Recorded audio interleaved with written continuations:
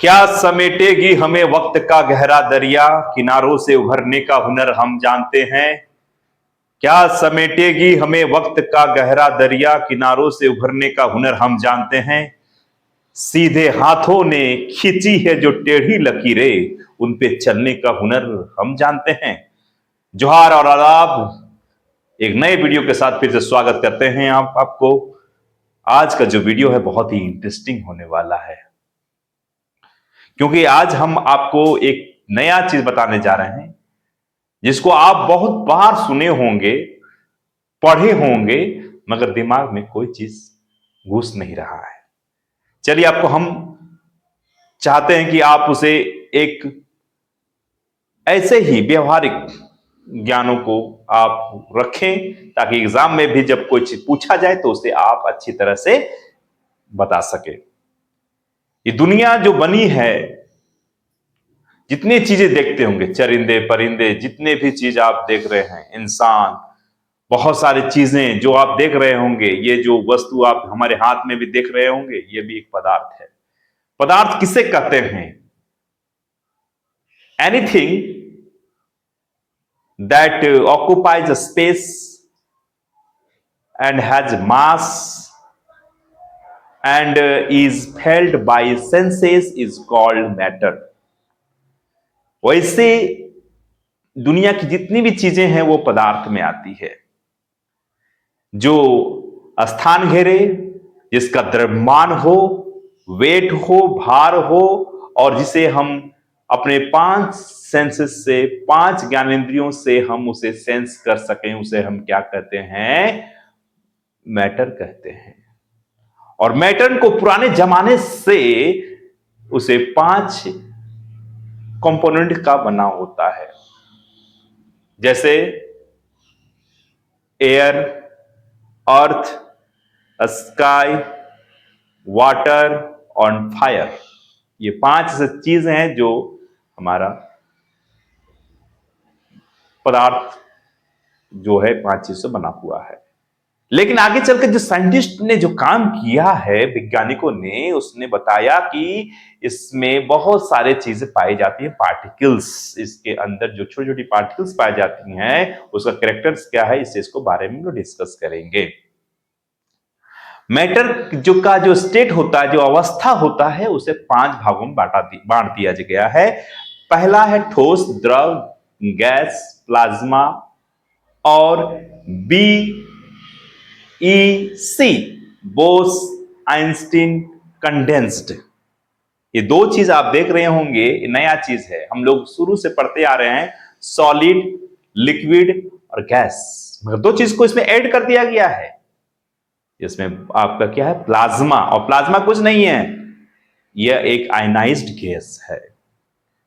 और it is the state of matter that occurs at high temperature. It is a good conductor of electricity and affected by matter, affected by magnetic field. ये ionised gas है और ये good conductor of electricity है, और साथ ही साथ ये एक गैस की तरह ना तो इसके पास डेफिनिट शेप है, ना डेफिनिट वॉल्यूम है।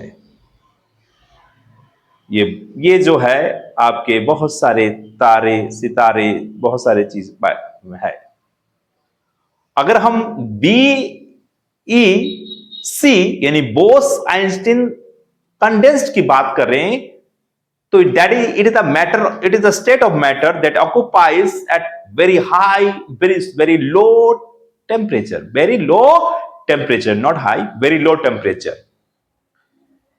और ये इस पर जो काम किए साइंटिस्ट ने 1995 में नोबेल प्राइज भी हासिल किया, BSE पर।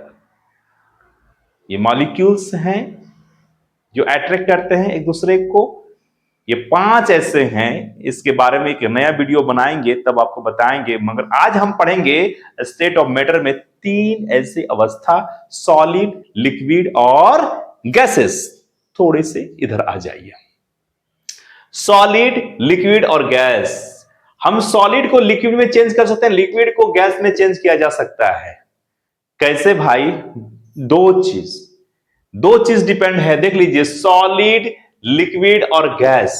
अगर हम सॉलिड से लिक्विड, लिक्विड से गैस, तो हम हीट करेंगे। सॉलिड से लिक्विड चेंज कर रहे हैं, मगर हम आइस या अगर हम बात कर लें वाटर की, तो वाटर जो है वो तीन अवस्था में पाए जाते हैं, सॉलिड, लिक्विड और गैस। सॉलिड जो है, मान लीजिए आइस है, उस आइस को हम क्या करें, आइस को क्या करें, अगर हम लिक्विड में लाना चाहते हैं तो उसको हीट कर देंगे। किसको? आइस को। आइस क्या सॉलिड के फॉर्म में है, तो वो क्या हो जाएगा? लिक्विड। और लिक्विड को फिर हम हीट कर देंगे तो वो गैस के फॉर्म में आ जाएगा। अगर चाहते हैं गैस से फिर लिक्विड में आ जाए तो कूलिंग कर देंगे, फ्रीजिंग कर देंगे, तो क्या हो जाएगा?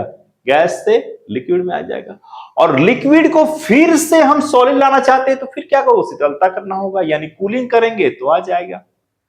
ये लाने का चीजें हैं, ये हम लोग जानते हैं, ये फिजिकल स्टेट्स हैं।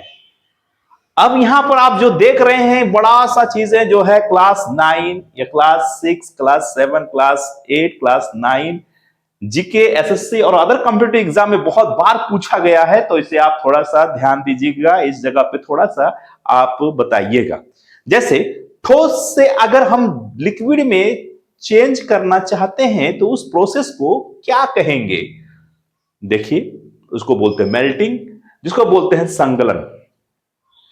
मेल्टिंग कर देंगे, गर्म कर देंगे, यहां क्या कर देंगे? हीट कर देंगे, हीटिंग कर देंगे, हीटिंग कर देंगे, हीट कर देंगे, तो इसको क्या कहते हैं हम लोग? संगलन। और द्रव को फिर हम ठोस में लाना चाहेंगे तो क्या करेंगे? फ्रीजिंग करेंगे, तो फ्रीजिंग करेंगे, जमा देंगे, तो क्या आ जाएगा? ठोस में चेंज हो जाएगा। आ रहा समझ में? बात है। फिर अगर हम यहां पर वही है कि आइस वाली बात हो जाएगी, आइस है, आइस को लिक्विड यानी वाटर में चेंज करना चाहते हैं तो फिर मेल्टिंग करेंगे, और हम मेल्टिंग यानी द्रव है, द्रव को हम ठोस में चेंज करना चाहेंगे, फ्रीजिंग कर देंगे। 0 डिग्री सेल्सियस पे पानी क्या होता है? बर्फ बन जाता है। और 100 डिग्री सेल्सियस पर पानी क्या का प्रॉपर्टीज क्या है? वो आपका द्रव बन जाएगा। फिर द्रव से हम गैस में चेंज करेंगे, वाष्पीकरण करेंगे, उस वाष्पीकरण को बोलते हैं वेपराइजेशन। द्रव से गैसेस वाष्पीकरण का कोई एग्जांपल है? हाँ ना, है ना। पानी में अगर हम इस कपड़े को धो दें और इसको हमने एक सुखाने के लिए हमने धूप में डाल दिया, तो क्या हो जाएगा? इससे जितने भी पानी का जो अंश है सारा ये से वाष्पीकरण होगा, यानी हीटिंग। यहां भी हीटिंग की बात आएगी, यहां भी हीटिंग की बात आएगी। द्रव को गैस में चेंज करने के लिए वेपराइजेशन करेंगे तो हीटिंग करना पड़ेगा, तो इसमें। और पानी को उबालने के लिए भी हम द्रव से गैस में चेंज कर सकते हैं, बिल्कुल वाष्पीकरण करते हैं। द्रव से गैस में, लिक्विड से गैस में चेंज करेंगे, वाष्पीकरण करते हैं। और गैस से अगर लिक्विड में चेंज करेंगे तो क्या कहेंगे?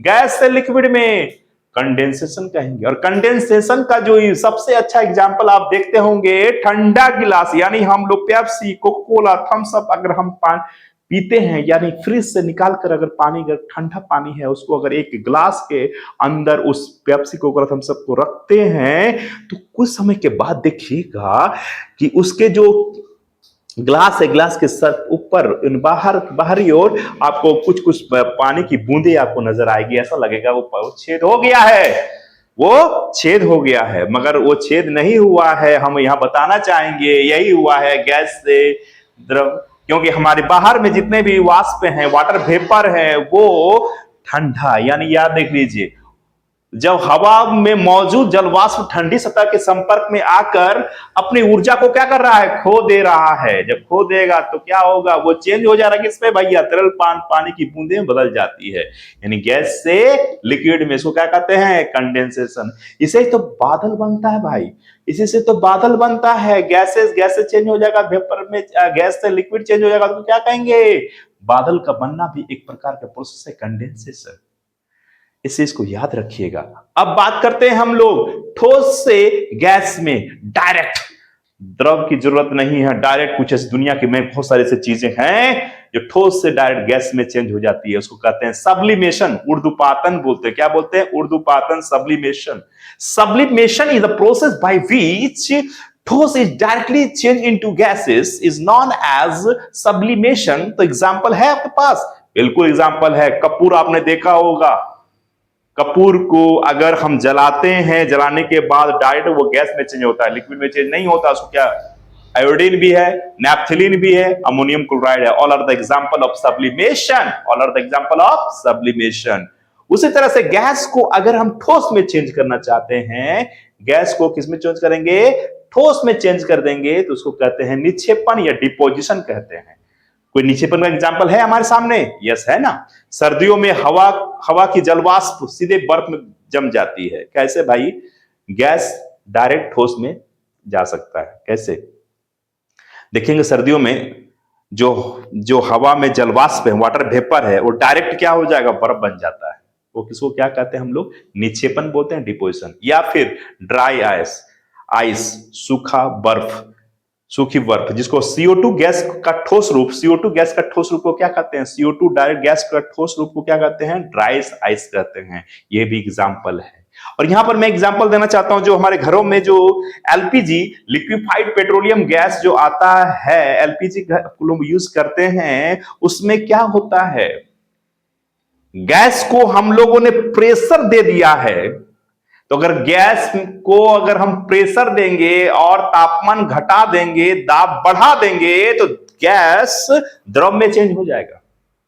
और जो टंकी में LPG की गैस का जो टंकी होता है, उसमें किस अवस्था में है? द्रव अवस्था में है। इसलिए तो बोलते हैं लिक्विफाइड पेट्रोलियम गैस। और उसी को फिर हम लोग जानते हैं, बर्निंग जलाते हैं तो वही प्रेशर लगेगा, तो फिर क्या होगा, गैस के फॉर्म में आ जाएगा। इस चीज को याद रखिए, एग्जाम में बहुत बार पूछा गया है, इस चीज को आप ध्यान से दीजिएगा।